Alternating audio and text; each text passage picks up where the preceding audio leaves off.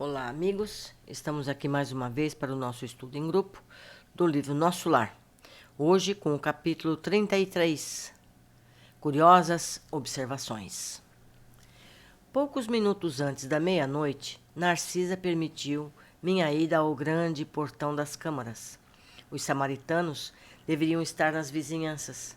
Era imprescindível observar-lhes a volta para tomar providências. Com que emoção tornei ao caminho cercado de árvores frondosas e acolhedoras.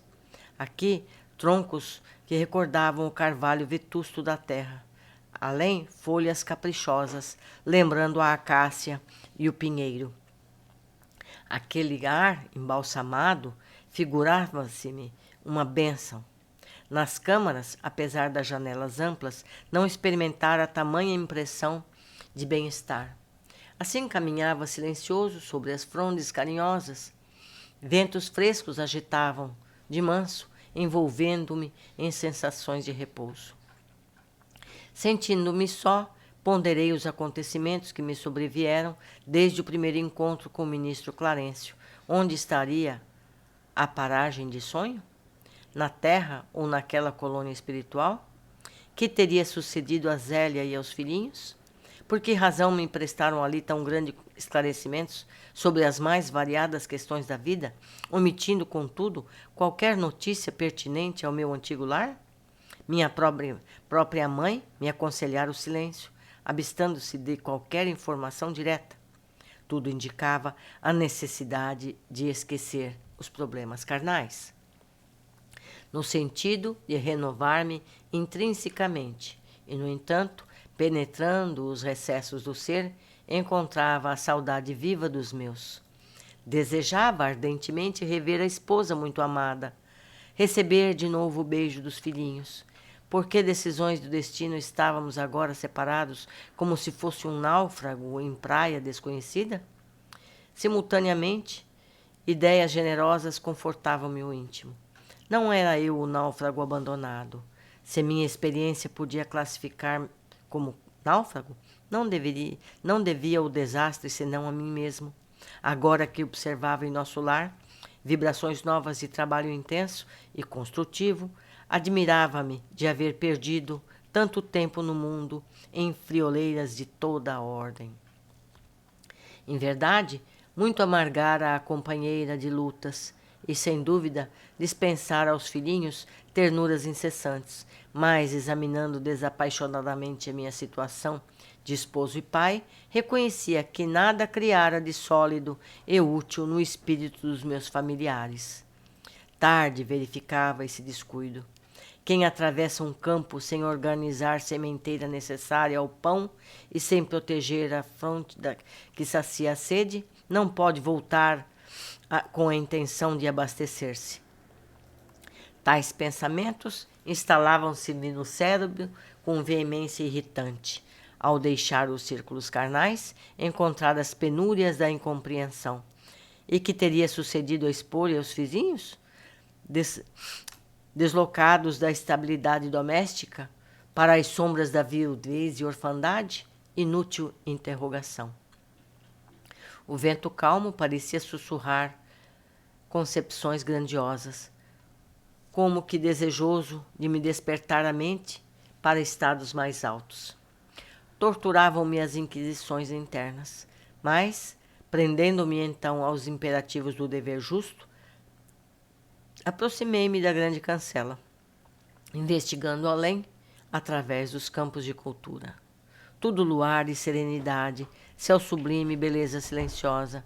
Extasiando-me na contemplação do quadro, demorei alguns minutos entre admiração e prece. Instantes depois, divisei ao longe 2 vultos enormes que me impressionaram vivamente. Pareciam 2 homens de substância indefinível, semiluminosa.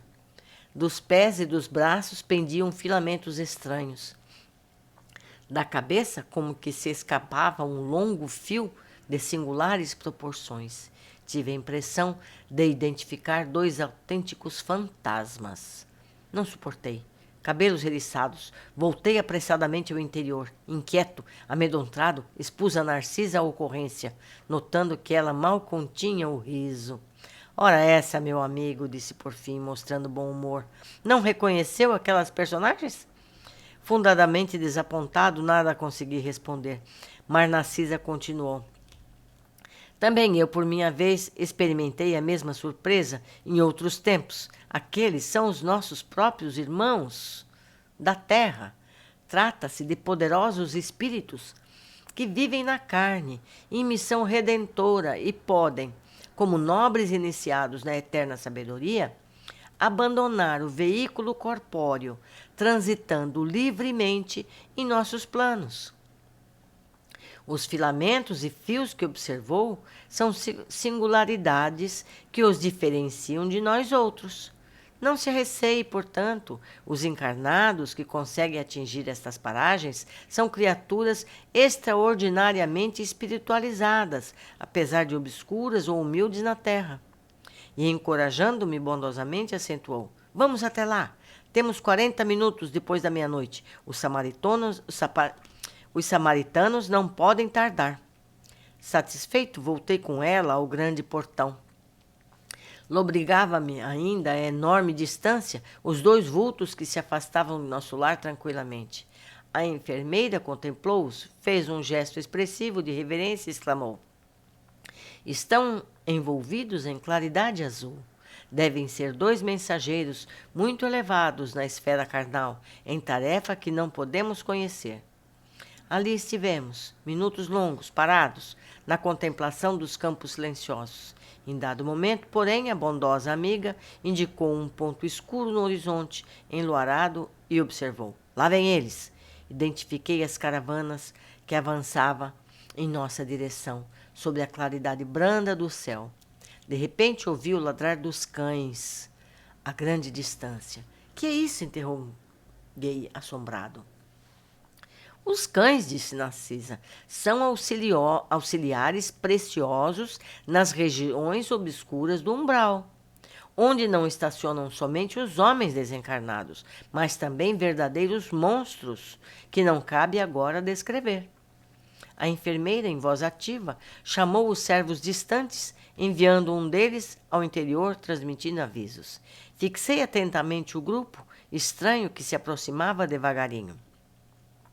6 grandes carros, formato diligência, precedidos de matilhas de cães, alegres e barulhentos. Eram tirados por animais que, mesmo de longe, me pareciam iguais aos muares terrestres. Mas a nota mais interessante era os grandes bandos de aves de corpo volumoso que voavam a curta distância acima dos carros, produzindo ruídos singulares. Dirigi-me incontinente a Narcisa perguntando: Onde o aeróbus? Não seria possível utilizá-lo no umbral? Dizendo-me que não, indaguei as razões. Sempre atenciosa, a enfermeira explicou. Quando a densidade, questão de densidade da matéria. Pode você figurar um exemplo com a água e o ar. O avião que fende a atmosfera do planeta não pode fazer o mesmo na massa aquática. Poderíamos construir determinadas máquinas como os submarinos, mas, por espírito de compaixão pelos que sofrem, os núcleos espirituais superiores preferem aplicar aparelhos de transição. Além disso, em muitos casos, não se pode prescindir da colaboração dos animais. Como assim? Perguntei surpreso. Os cães facilitam o trabalho. Os muares suportam cargas pacientemente e fornecem calor nas zonas onde se faça necessário. Calor, gente. E aquelas aves, acrescentou, indicando-as no espaço, que denominamos ibis viajores, são excelentes auxiliares dos samaritanos, por devorarem as formas mentais odiosas e perversas, enquanto em luta franca com as trevas umbralinas. Vocês perceberam aqui? Formas mentais odiosas e perversas. As formas mentais podem ser perversas. Continuando, vim agora mais próxima à caravana. Narcisa fixou-me com bondosa atenção Rematando. Mas no momento, o dever não comporta minudências informativas. Poderá colher valiosas lições sobre os animais, não aqui, mas no Ministério do Esclarecimento, onde se localizam os parques de estudo e experimentação. E distribuindo ordens de serviço aqui e acolá, preparava-se para receber novos doentes do espírito. Vamos ver as observações de hoje. Espíritos encarnados, que desdobrados auxiliam no plano espiritual. Podemos imaginar, então, que cada um de nós podemos ter serviços no lado de lá durante a noite. Desde que nos preparemos, desde que estudemos, podemos prestar algum serviço.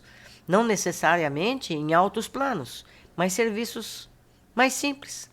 Todos nós temos atividades compatíveis com o nosso nível evolutivo. 2. Mais uma vez, vemos referências a animais, em convivência no plano espiritual. Neste caso, são auxiliares nos resgates do umbral. Então, animais para puxar carga e, como foi dito o texto, também gerando calor. Os cães para espantarem os monstros que por lá existem. E as aves para devorarem as formas pensamento, como está mostrado aqui. Monstros que não era oportuno descrever, podemos imaginar que fossem formas pensamento, pois ela disse que não eram pessoas. André descreve carroças puxadas por animais. Além dos cães, temos animais de tração a serviço, como eu disse agora mesmo. Ou seja, animais trabalhando no plano espiritual. Descreve ainda grandes aves em voo acompanhando o grupo. André questiona Narcisa do porquê não se usa os veículos comuns, os aeróbus, nos resgates, e ela explica sobre a densidade nas duas situações. Nosso lar é composta de matéria mais leve, atmosfera mais compatível com veículos aéreos. Já no umbral, a densidade é muito mais pesada, ainda com muitas energias trazidas das regiões do plano físico, porquanto é necessário o uso de veículos mais primitivos, adequados àquela densidade. Narcisa explica ainda a necessidade dos animais, cães, moares, e fala na função das aves que devoram as formas pensamento. Como havíamos imaginado, os monstros citados por Narcisa devem ser mesmo criações mentais dos infelizes que ali estão, desesperados e apavorados. As aves se encarregam de tirar as que conseguem devorar. E, segundo Narcisa, odiosas e perversas, ou seja, as formas pensamento têm capacidades de autonomia. Recomendo mais uma vez a leitura do livro Formas Pensamento, onde temos detalhes importantes que nos faz mais responsáveis quanto aos nossos pensamentos. Mais uma vez eu digo que eu tenho esse livro em em forma digital, em PDF. Basta me pedir, seja aqui no YouTube, na área de comentários, seja pelo Facebook, seja como for, ou pessoalmente, no nosso estudo das segundas-feiras. Narcisa informa que o Ministério do Esclarecimento, André poderia saber mais sobre as formas de pensamento e o que mais tivesse interesse. Um abraço, meus queridos, e até a próxima.